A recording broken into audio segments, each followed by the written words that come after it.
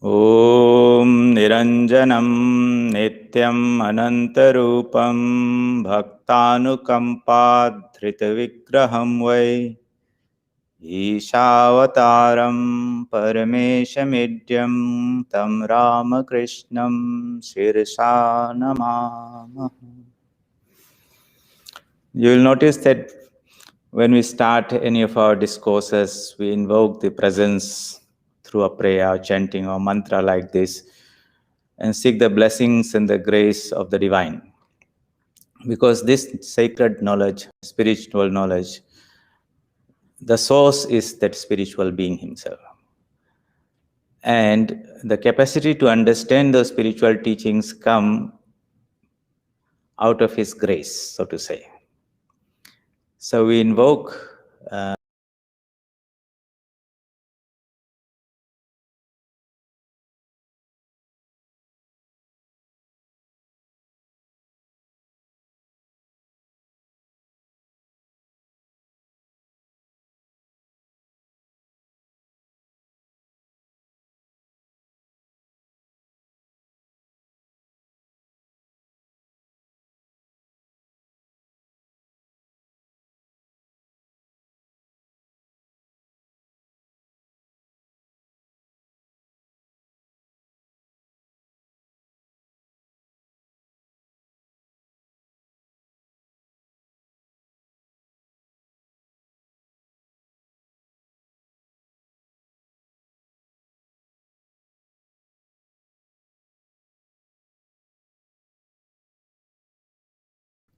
in an organized form, not just so many abstract ideas and thoughts there, but if possible in a graphical form, in a structured form.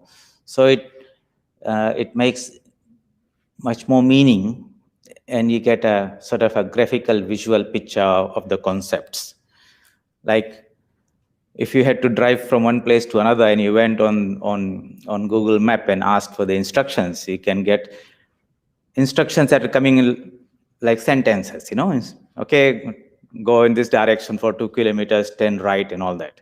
But the moment you look at the graphical picture, that is so much easier to understand because it's a visual thing. So scriptures as concepts, when we get from the Gita and the Upanishads coming to us as the verses and the sutras with the commentaries, are intellectual, conceptual constructs, so to say. And we try to organize them and to make us a meaningful representation. But the actual experience that the sage had was not out of words. He didn't hear words or something like that. He used the language down the line to encode, so to say, the message in Sanskrit or in English or whichever language. And sometimes the languages become outdated and ancient. And in our time, we don't understand Sanskrit. So then we need the help of people who understood and people who practice, and they write the commentaries. And then the whole task becomes that we are trying to dive deep into this whole mass of words and ideas, trying to decipher the whole thing with lots of meanings and interpretations and views. And before we know, we get lost in this jungle of ideas and thoughts. Many times people think that itself is the adventure, and they get new meaning out of it, and they think, wow, this is very nice, I've understood it. Yes, the intellect gets helped. They have intellectual understanding, but spirituality has nothing to do with that intellectual understanding. It is to do more with the realization. So the whole objective of the saints and sages, when they communicated the realizations to us, was to inspire us and give us a roadmap and a compass and some guidance to move forward and realize those truths ourselves. Religion is realization. It is not subscribing to some faith or some belief or some organization or swearing allegiance by a particular god or a particular church or temple or mosque or something like that, or belonging to an ideology group. These are helping supports that can help us go forward. But if we get caught in that and forget about the real goal of having that actual experience, then these become impediments. Swami Vivekananda says, it's good to be born in a church, it's bad to die there, or in any organized religion or institution. born in some structure where it gives us some idea about the spirituality and all that. But we should not become stuck and imprisoned in that ideology and thought and not have the experience ourselves. So the sooner we transcend, go beyond this intellectual gymnastics, so to say, and start walking the path of sadhana with the goal and sincere hope that we will realize that truth ourselves, that is real spirituality. Religion is realization. That is, and realization means realizing our Atman nature, which is omniscient, omnipotent, eternal, immortal, pure, free, blissful. That is what we really are. How long we will labor under this embodied jiva human state in this ignorance and suffering? So when we feel oppressed by all this suffering there, this ignorance, these limitations, everywhere you go, and within us there's this incessant call, freedom, freedom, freedom, I want to be free, until this Atman says more and he wants to break free, break loose. That's the starting point of religion. Until that, it's all in the garden and some preparation or something like that. So what we would like to do is, yet those maps and the guidance that we receive from the teachers are available, but we should not get caught into that. There are other stages beyond that. So what we are trying to do is, during these teachings, when we are sharing with you the knowledge and the wisdom from the spiritual teachers, and sometimes we'll read study a particular scripture like the Bhagavad Gita or the Upanishad or something, we have to get over that understanding of the knowledge part of it as quickly as possible and go to the next stage, which is the practice part of it. Sri Ramakrishna said, some people have heard of the milk. Some people have drank the milk. Okay, some people digested that milk also and got nourished, and they feel the energy that comes out of that.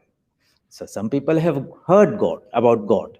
From where? The scriptures, realizations of other people. Some people have seen God. Okay, they did the sadhana and had a vision.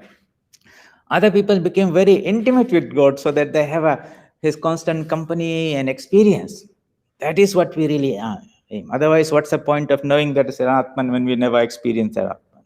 Or just believing there's a God out there. It's just a belief. Tomorrow somebody will come and give you a counter idea and it can shake your belief because it's not an experience. It's only when we have realized something, some truth for ourselves, that it becomes an unshakable experience, a personal experience. Thereafter, anyone can come and tell you anything.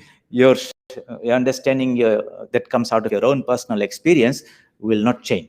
So we want to aim for that. We should never forget that these are stepping stones. Secondly, you don't need to understand all the scriptures.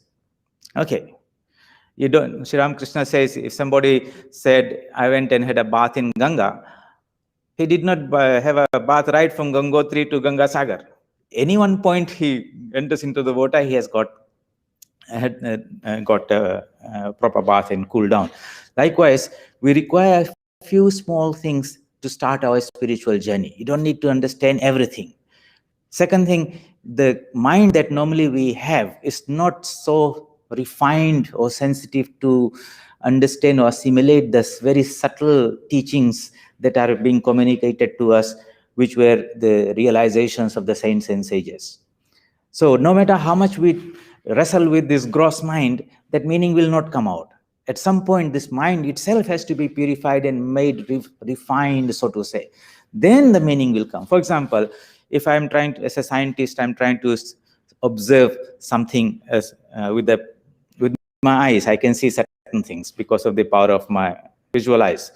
But if I might have a magnifying glass and I look through the magnifying glass, suddenly more detail comes out. So I might look at that sample for an hour, note down all the things I see. Thereafter, if I spend another 24 hours looking at the same thing with that micro magnifying glass, I'm not going to get much more information. It's not going to become 24 times bigger because there is that limitation of that magnifying glass to reveal that much. Thereafter, you can put that under 100 magnifying power magnification of a microscope. And suddenly what happens? So much more is revealed to you. That whatever we are seeing was there all the time. It's not that anyone is creating that thing. But the instrument through which we are observing now is changing. Initially it was just my eyes. That's not good enough. We put a magnifying glass. Now we put a microscope. And as the power of magnification becomes more and more and more, the object of our study reveals itself more and more and more. So this entity which we call the Atman or God, Brahman, is not that it's not there. It's here and now, so to say. But the instrument that we are using are not good enough. They're pretty dull and not so sensitive or refined, so to say. A dull mind, so to say, and these five sense organs, very, very limited. You can see only the visual spectrum through the eyes. You can hear only the audio spectrum through the ears. And these are the main, then their tongue and the skin and the nose. These are the five organs by which we are trying to interact with this world. The sages said, this is not good enough. You have to transform these instruments. How? The energy that is in the air within us, is constantly being dissipated and going out through these five sense organs. We need to concentrate that and intensify its power of assimilation. Okay, repeat that. Intensify its power of assimilation. Then things will be revealed. You'll see within our own body, there are some concentrators of energy, let us say. In an outside world, there is sunlight there. We take a magnifying glass and we put it and capture that sunlight. We know that it will focus the whole light onto one point. And at that particular point, if you put a piece of paper or dry leaf, it will catch fire. Well, the heat was there all the time. Why was it not catching before? Because the intensity was not there. What we did was, using some technology, in this case a magnifying glass or hand lens, is to focus that energy, that light on one point. And suddenly the light becomes very bright and the heat becomes very intense and some magic happens, it catches fire. In our body also, there are a couple of such instruments, so to say. Think about it. The eye lens is itself a convex lens. What does it do? The light that comes out there, it focuses on point at the back of the eye. So it's doing that intensification. Otherwise, if the same light came and it was not intensified, we will not have that same clarity. Things will be hazy and blurry and things. But when that concentration happens, then we have a lot of clarity. After some time, we become old, the eye loses flexibility to concentrate. Then what we have to do, we have to put a pair of glasses on front of it to compensate for that. What is happening is light energy is getting concentrated. This process of concentration intensifies our power of assimilation. The same thing with the ear. Okay, you could have just had a small hole, but why do you have to have this big shape there? Because it collects the sound waves and channelizes them and puts them through the ear hole. So certain animals who very much depend on this sound for the survival. For example, a flying fox, it just uses the echo system to navigate. Or an elephant, they've got big ears. They can hear far away things because the survival depends on that. So nature builds these types of systems to concentrate energy. Purpose is to intensify that energy. Within ourselves, the source of understanding or intelligence comes from the Atman, so to say. There has to be some force or some similar technology instrument that will intensify the light of consciousness on whatever we are trying to study and understand. So the teacher is trying to tell us, okay, focus your mind onto this, concentrate on that. Basically, is your mind so flexible that it can concentrate the power of attention that we have on that one particular point? And if you can do that, then whatever we are trying to see reveals itself. And the difference between man and man is in difference in the degree of concentration they have.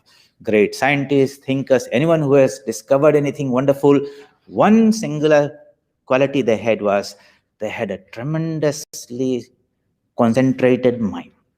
Okay, how did it happen? Were they born with that, or they developed that? And the science of yoga says that systematically we can develop this technique or use this technique of yoga, meditation, to develop that power of concentration. Now with a concentrated mind, whatever you are trying to do, whether it be some worldly activities, you could be an accountant with a whole heap of printouts giving you so much data, and you can get totally bamboozled by that. Or you have this tremendous power of attention, concentration, that you can penetrate through all the numbers and things and come down to the essence and say, this is where the loss and this is where the profits are there, and you give your idea to company and suddenly you have contributed something. A great scientist forgets about the whole world and goes into his lab and he pours his whole mind incessantly on that subject matter of study, day in, day out, until that that concentrated mind reveals to him the secrets of how nature is, and the structure of matter, and the laws of physics or chemistry, biology, and all that. And then he uses that knowledge for some good of the world. If he's not very smart, it could be some harm of the world. Like you develop an atomic bomb, it's not something good. But the knowledge is there. If you don't have that wisdom, then we can do more harm than good. So, but this mind itself is a very, very powerful tool. So all that knowledge that we are trying to acquire through the various scriptures, you'll find that in physical sciences, you look in your biology book, you'll have so many drawings and charts and representations. In physics, you'll have various ways of, it's not just so many text and words there. Picture form, image form, visual forms of communication are there. And you say a picture tells 1,000 words, like that. Unfortunately, when you look at our own scriptures, you see verse by verse by verse, and then you see a lot of descriptions and different words and different terminology, and you have to understand the meanings of those words, and then you try to add it together, and before you know, it's a really struggling task to have some clarity, so to say. Sages and saint prophets, you see, they sometimes use parables and stories and all those things. A visual picture, parable is a movie that you create in your mind, as it's narrated to you, and you retain that much better than reading a paragraph or page of words and ideas only.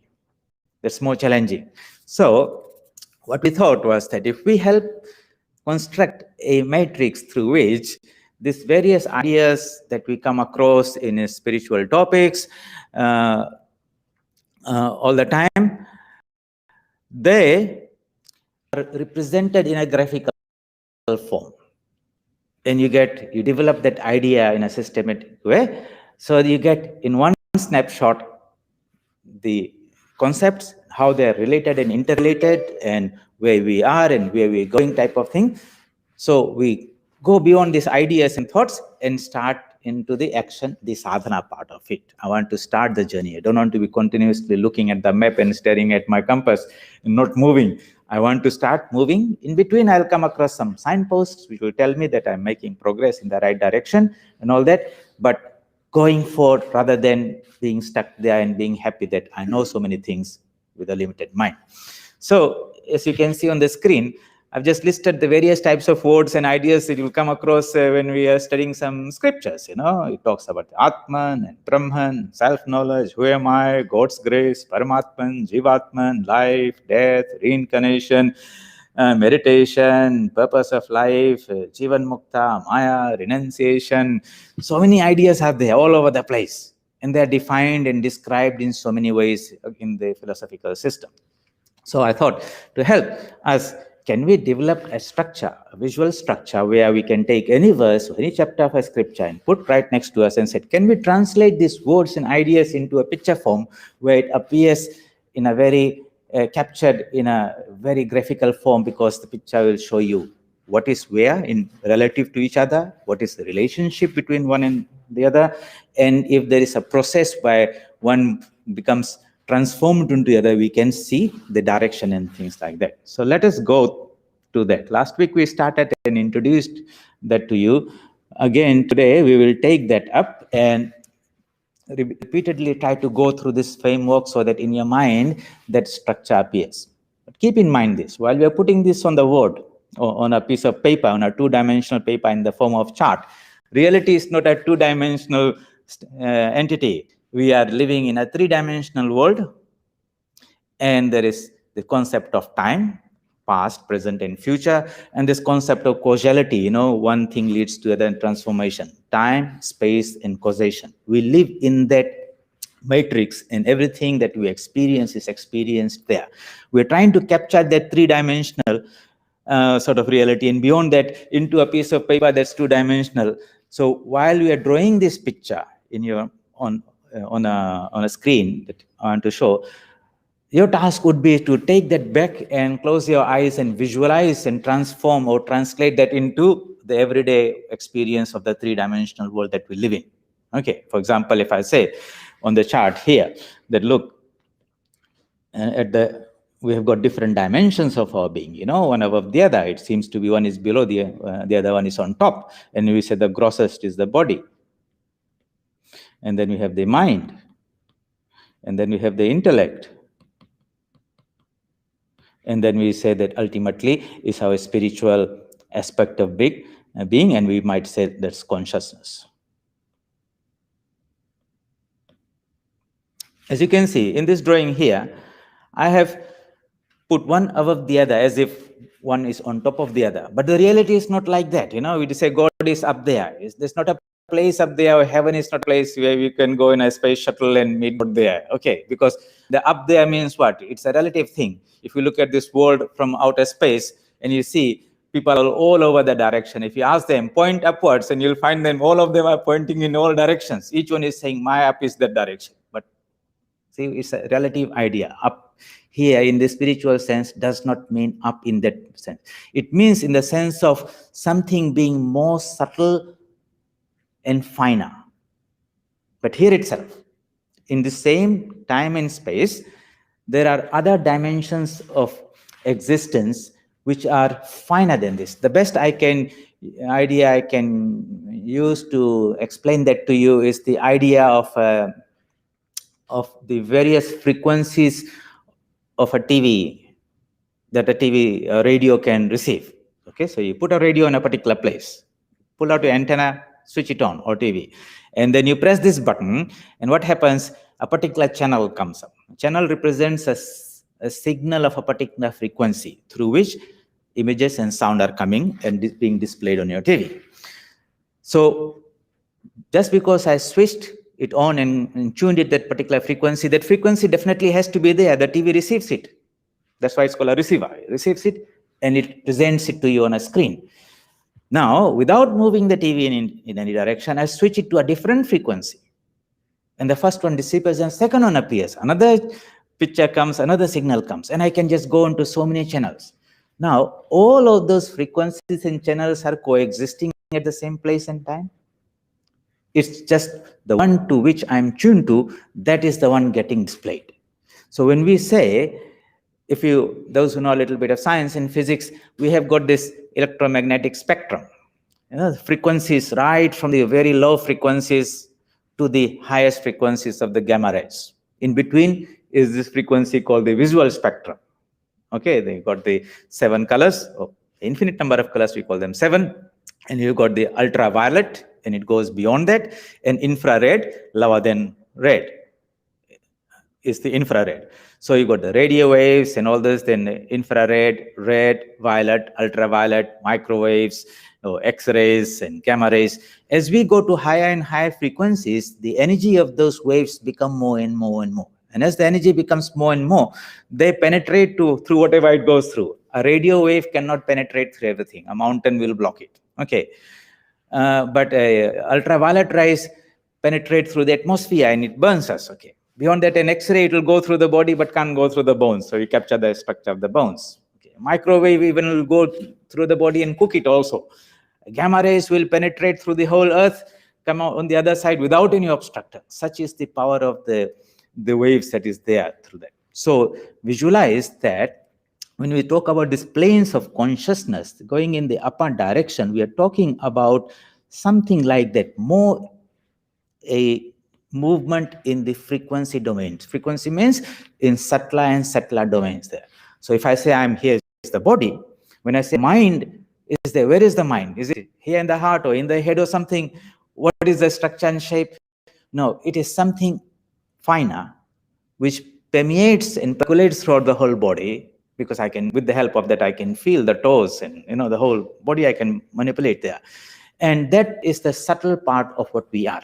We are experiencing it, but it's not something tangible. It's not something physical. That's why we cannot experience them through our physical sense organs. Yet we cannot deny that we don't have a mind. We all have it, but it's not something very physical to see. Yet it is there. It's subtle. So the analogy could be, if the body is like solid ice, the mind would be like water, made out of the same substance, but the water is at a slightly higher temperature than ice, but it is the same material, so to say, but at a higher frequency, higher energy, so to say.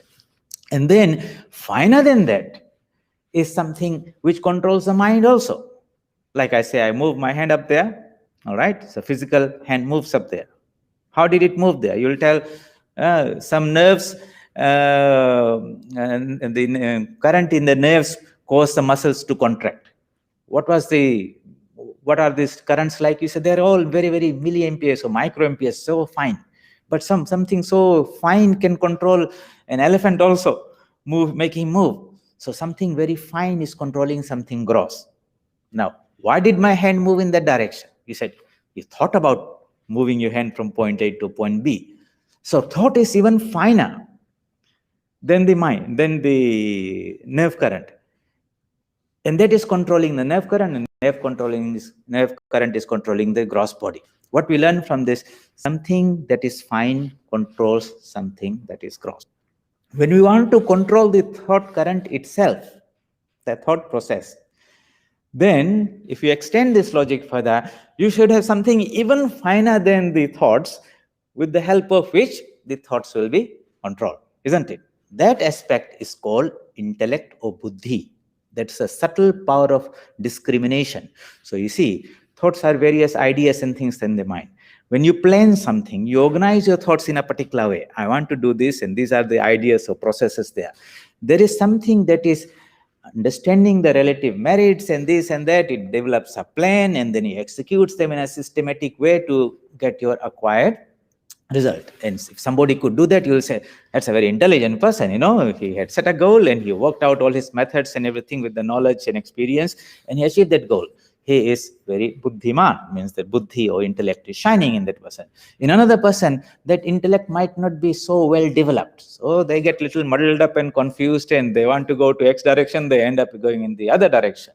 Children have that in them. The intellect is not fully manifest, so the parents have to be there constantly guiding them, supervising them, watching them. And a teenage problem is there. Okay, the intellect is not fully developed, but they think that it's developed, and they want to experiment with this until they reach a particular stage of maturity where intellect is like the radar, the good guidance is there, and then you say they're mature, they grow up and all that, like that. But somebody might become 60, 80, 90 years old. You have some degree of intellectual development to manage their livelihoods and things. But from the spiritual point of view, they might still be babies. That refined intellect that is necessary to discriminate whether this is real or not, to ask the questions like, who am I? Where did I come from?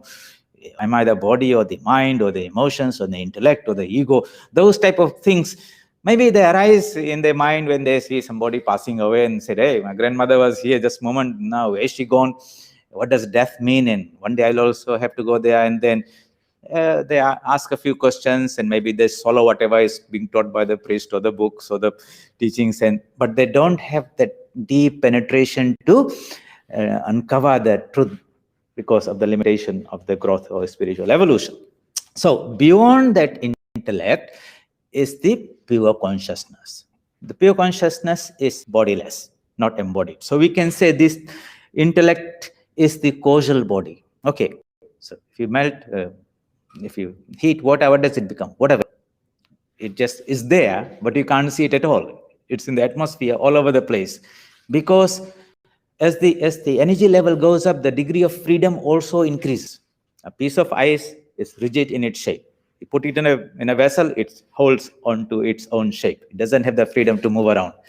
When we put more energy into it, it flows and takes the shape of the vessel in which it's contained. A greater degree of freedom is there. Now it's all over the place in the base of the bottom of the container.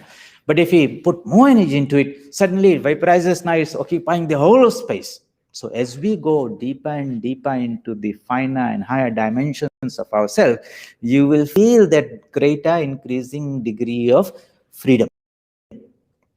Okay, so that's why, and ultimately in pure consciousness, there is no embodiment. It is just one homogeneous, infinite existence. What happened to everything? Everything resolved. That's the word. Merged back into itself. That pure consciousness is sort of the highest energy level. We can't even call the word energy, because energy itself is a grosser manifestation of consciousness.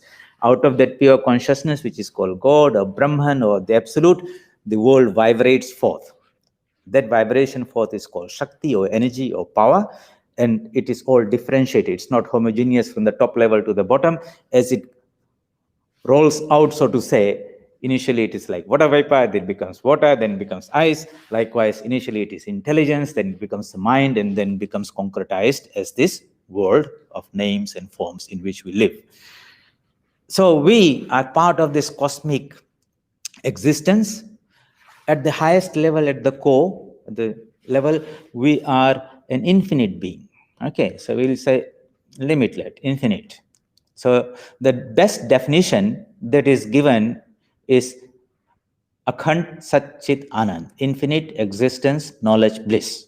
As much as it can be expressed through words of something which is beyond words, so to say. Infinite existence, that means everything exists because that existence is there.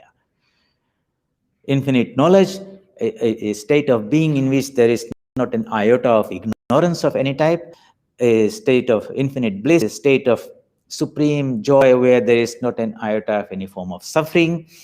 It is the source of all beauty and purity and freedom and peace and good and all that is there. That sum total of all the most wonderful ideas that man can conceive, multiply that with infinity, put that into a basket, would be our highest conception of the divine, and we might label that on any particular aspect of God and call him Shiva or Vishnu, or a particular representation of that divine in the form of an incarnation as Christ or Buddha or Rama or Krishna or Ramakrishna. These are the highest reading of the absolute by the human mind. Okay, these are the highest reading of the absolute by the human mind, and it will become very, very abstract. But it doesn't have to be an abstract idea only. It can be experienced. Why? Because we also are part of that macrocosm. We are a microcosm, and then microcosm is built on the same plane as the macrocosm. So the cosmic universe is the Virat, that's the body of the divine being. The cosmic mind is Hiranyagarbha or Brahma, that's a cosmic mind in which my mind is a little whirlpool, so to say. The cosmic intelligence, where the I sense, Buddhi, I sense is there, is called the Ishvara, the Lord of the whole creation, who is the controller of everything. And beyond that is the transcendental Brahman at the microcosmic level. So you got Brahman, Ishvara, Hiranyagarbha, Virat. Degrees of decreasing degrees of subtlety, so to say. In the microcosmic level, what is that? So the entity that is embodied in each of is called the Atman, or the individual soul. Okay, and then it becomes embodied. The first layer of embodiment is called Prajna. That means in which intelligence is shining in all its glory, so to say. Then it becomes a little more covered, but still luminous. It's called Tejasa, where the mind acts, and then it comes down to this gross body, Vishwa. Okay, both are made on the same plane. So, contrary to what many scientists would say, that we are a physical body, and some brain or nervous activity will create something called a mind. And then nowadays is a big subject of study called consciousness, and what is where does consciousness come from? Is all this mental activity or this like that? They're going from the gross to the subtle, and then they of course run into a dead wall, something. The Vedic rishis and the saints and sages, they went right to the course, dive deep within themselves, and they come back and tell a different story. They say, no, it's not this way, but it's totally opposite. Our primary fundamental reality is that we are a pure consciousness. So this is infinite existence, knowledge, bliss, purity, beauty, freedom, and you keep on increasing that. That would be giving some idea, and you'll find the scriptures talk about all these so many adjectives to define somehow that which is indefinable. But coming from there, this is the source of the real I sense. We'll put it in the Vitara. The being at the top level, the Ishvara, when he says I, in his I-ness contains the whole universe and all living beings. Just like in my body, there's thousands of cells, and they organize themselves in tissues, and their tissues organize themselves in organs, and organs organize themselves in organ system, digestive, nervous, musculoskeletal, and the whole thing becomes an organism. And on top of that, there's a mind that is controlling the whole activity of the body. And that, so there are multiple layers of increasing complexity, so to say. And ultimately, the whole thing, the whole organism is controlled by a mind. And I say, I'm moving this body. So when I am moving this body, I don't think there's a little cell there and this. No, I feel totally one with it. But the cell has got its own limited identity. I'm a red blood cell. My task is to fetch some oxygen from there and take some carbon dioxide there, and I go around my doing this job sincerely. That is his identity. I live in this environment inside the body with other tissue cells and other things are there. So it has a sense of I, but it's a very, very limited sense of I. In the picture, in the comparative picture, if the Ishvara experiences the whole body, we are like a little cell inside that totality, so to say. And what happens is that the potentiality is there for this cell to expand its sense of I-ness by embracing what is outside into itself, so that its I sense keeps on expanding until it becomes one with the cosmic I sense. Then you'll say that's enlightened, it's free, it's beyond all this ignorance. So this expansion of our consciousness is the path forward for spiritual progress. So how did we start? How did we land in this terrible situation where we are bound and ignorant and miserable and all those type of things, so limited, so to say? This I sense is the anchor of the Supreme Being. What it does, it from that anchor, without leaving that, so to say, it's still anchored there, it begins to descend. And as it descends, it becomes more and more embodied. Okay. And it comes down, and by the time it comes to the body, it has reached there. We'll make that a small lower I case variable. It can go up and down, because in the waking state, it is aware of the body, it's aware of the 5 sense organs. Through the 5 sense organs, it is interacting with the world. We are all awake. But we can change our frequency, so to say, and go to the sleep mode. And in the dream mode, I have a different identity for dreamer. I'm in a different place. I'm having different experiences. I had a nice meal in the restaurant. I felt happy. I enjoyed that also. But did I really eat physically? No. But for the dreamer, while he's dreaming, that experience is real. Only when he wakes up and wakes up and finds he's still lying in his bed, he's still very hungry at a physical level, then he says, my God, that was a dream. I did not really go there. But while he was there, that was real for him. Or he might go even beyond the dream state, into the deep sleep state, where his I sense also disappears. At least in the dream state, the dreamer was there. Now he is gone. And we don't even know who we are. Male, female, young, old, white, black, brown, whatever is there, all sense of identity. This happens to us every day. And we never very much question about it. We think we are this only the physical thing. What about the dreamer? Suppose he comes every day, you go into that same dream and out. Why do we negate the validity of that experience? So they say there is a 4th state compared to these 3. Waking, dream, deep sleep, Jagrat, Swapna, Sushupti, 1, 2, 3. There's a 4th one called the Turiya state or the Atman state, where the same consciousness can go.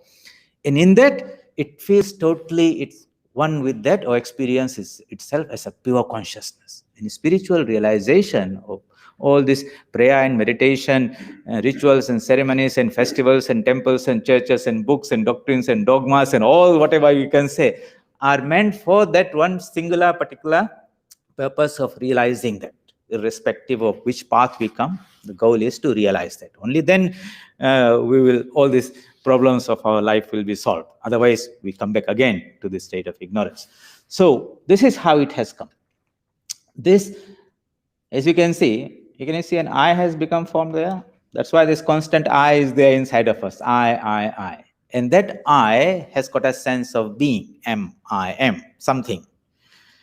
But it does not stop there. I am itself. I am something else. It takes the qualities of these bodies onto itself, superimposes itself. So if I say, no, I'm 20 years old, you're telling me the age of the body, not your age.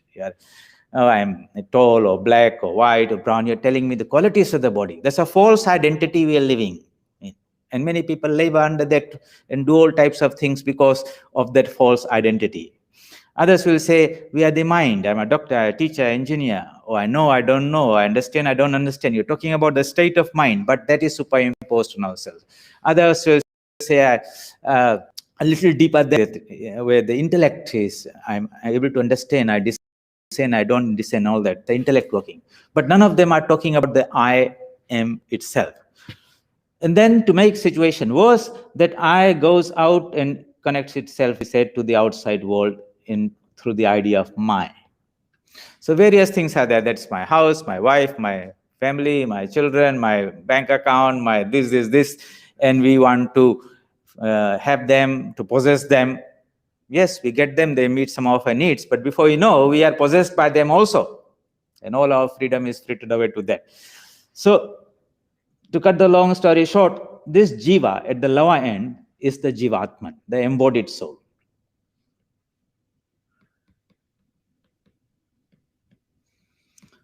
And the one at the top is the paramatman.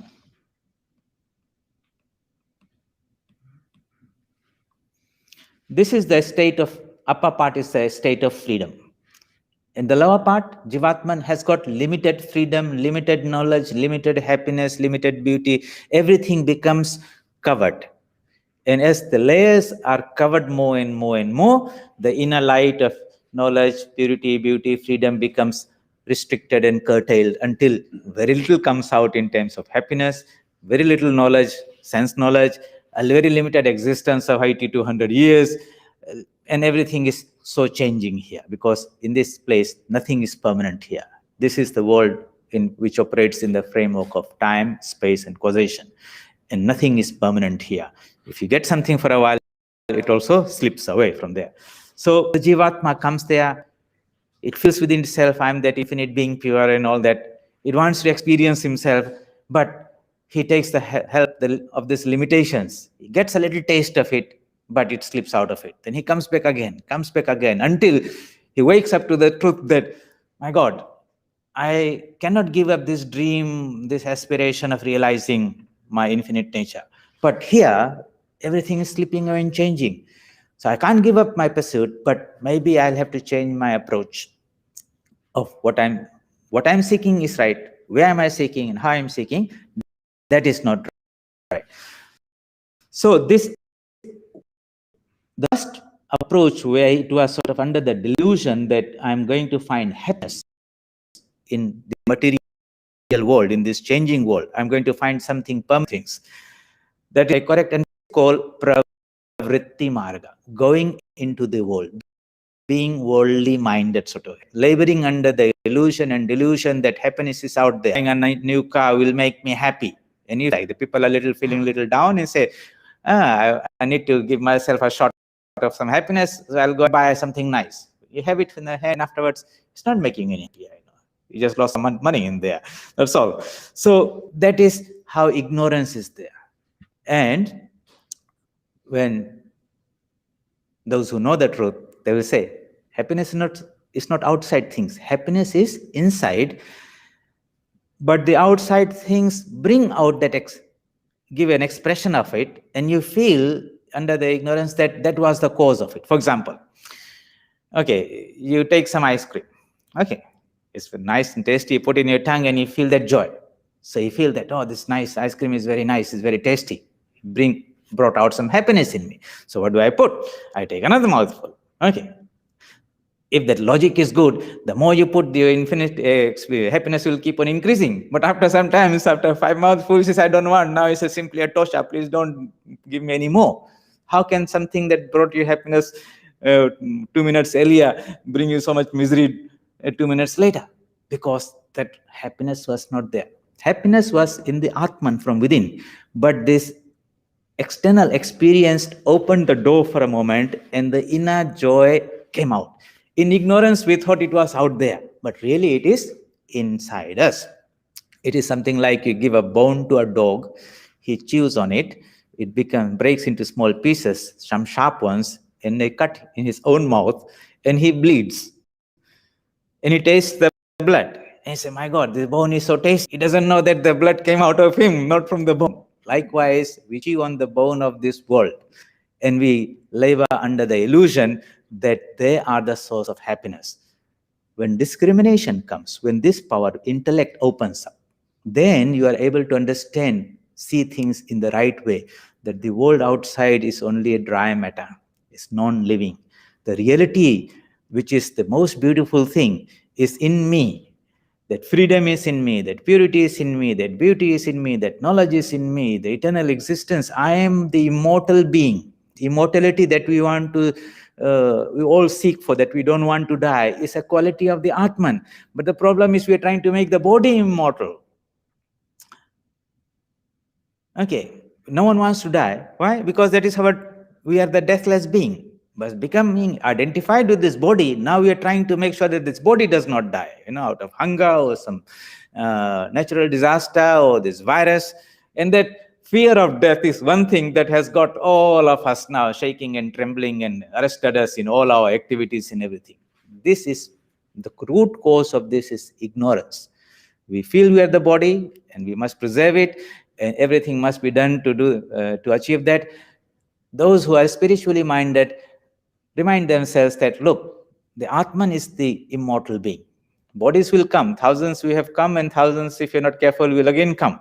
But the Atman is the real nature. If we want to transcend death, if we want to conquer fear, then the self-realization or realization of the Atman is the means. That's why in the scriptures, in the Upanishad, it says, Amritasya esa setu. The Atman is called the bridge to immortality. Setu means the bridge.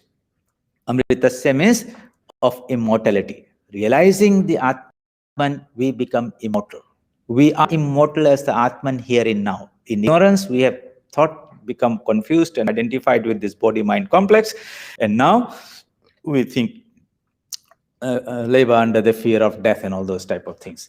So you can see we are putting a few ideas here. We've got this. Right now we have not talked about too much about God and scriptures and all those things. We're just exploring and trying to understand who we are. We have a body. Beyond the body is the mind. Mind, finer than that is the intellect. Beyond that is the consciousness. This is one presentation. There's a couple of them. The Panch Koshas are there. Annamaya Kosha, Pranamaya Kosha, Manomaya Kosha, Vijnanamaya Kosha, Anandamaya Kosha, and the Atman is there. Just like a periodic table, you arrange all your elements together and you get a comprehensive picture and understand how they're related to each other. These various dimensions of our being or aspects of our being can be presented in a grammatical, picture form, where you can see how the ideas are related.